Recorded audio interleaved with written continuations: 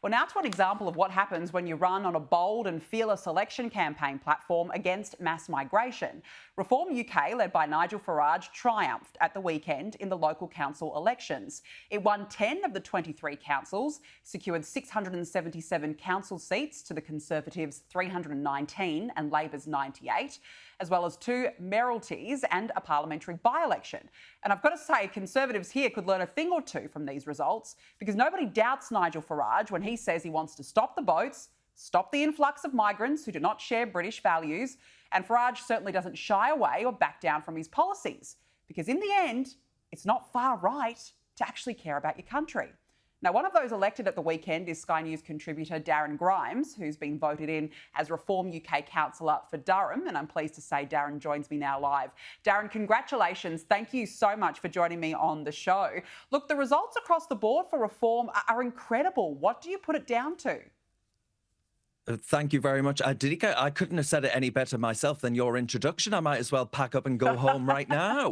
You know, honestly, it's absolutely wonderful. It's humbling as well, and we've got to deliver now. But I put it down to, you know, I went personally from talking about broken Britain on telly to actually wanting to roll up my sleeves and actually try and do something about it all on a local level and build up to that national level come 2029.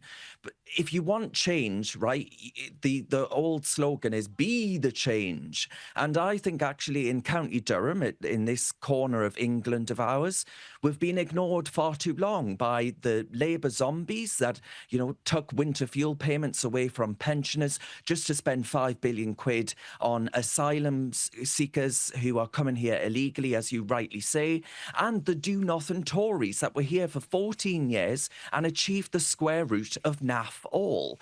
So we're here to put local people first. We're not here to put political correctness first or pronouns first or Westminster waffle first. We're here to sort out getting your bins collected, fixing your roads and stop wasting cash on woke nonsense and migrant madness, which I'm afraid to say that a focus, a laser-like focus on these issues and the likes of net zero, which is handing a strategic advantage to China and not a strategic advantage to the working class in our communities, they aren't things that we are going to focus on. So people want a genuine change, not the microwaved meal that they were being offered by both of the uniparty political parties. Absolutely. Back to basics. That's what we need. And just on that point, Darren, because Reform, as I mentioned, decimated even the Conservatives. Why do you think that's the case? I mean, it's a trend we're seeing around the world. We just had our election in Australia. The Liberal Party was wiped out. The Canadian election a few weeks ago, same deal. What message does a victory like Reform's send to Conservative parties? It's very simple, Danica, very simple. People are sick to the back teeth of being ignored, of being patronised and of being lied to, right? Reform is actually giving a voice to the silence. When Nigel Farage says that he wants to control our borders, you know that he means it.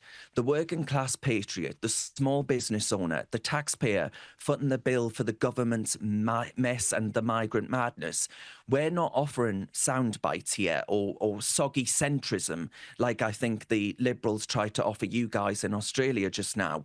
We're offering common sense. And that used to be a key tenet of so-called conservatism. Do you remember that, Danica? These days it's not. It's sort of a reheated liberalism. And what we really need is to be unapologetically pro-nation state in an age when global volatility and the threat from China, Russia, Iran, all the rest of it are sounding off like never before. We need to be unapologetic about putting ourselves first for a change instead of putting all of the world that wants to come to our countries first too.